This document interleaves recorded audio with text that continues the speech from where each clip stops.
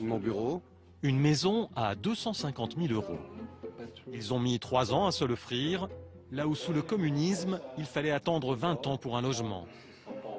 Dans une économie en plein boom, il n'y a plus de problème de financement. Aujourd'hui, si vous faites partie de la classe moyenne, vous pouvez vous offrir une maison. Depuis 20 ans, le niveau de vie ne cesse de progresser dans ce pays qui a pris un virage résolument libéral. Voici l'immeuble où se trouvait le siège du Parti communiste.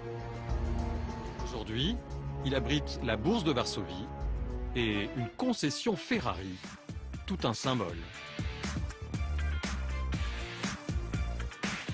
Mais la Pologne a déjà son propre bolide. C'est l'Arinera, dévoilé l'année dernière devant les caméras. À performances équivalentes, cette voiture de sport coûtera 3 fois moins cher que ses rivales italiennes. La Pologne est donc compétitive.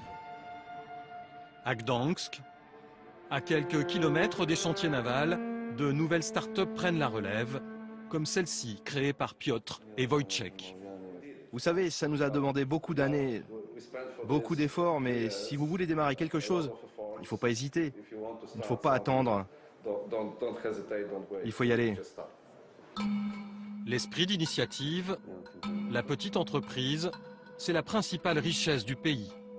60% de son PIB. Aujourd'hui, pour s'en sortir, les Polonais comptent avant tout sur eux-mêmes et non sur l'État.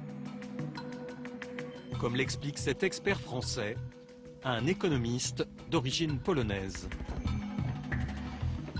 L'État en Pologne a toujours été considéré comme l'ennemi. Parce que la Pologne a été partagée pendant pratiquement 120 ans. Elle était partagée entre les puissances environnantes, la Russie, la Prusse, l'Autriche.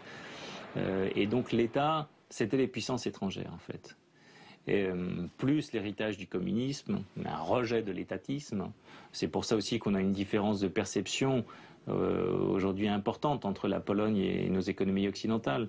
Nous avons une certaine nostalgie de l'État-providence, des 30 glorieuses. Ici, on est dans un mouvement, on ne regarde pas en arrière, on va de l'avant, puisqu'on a quitté un système dont on ne voulait plus, en fait.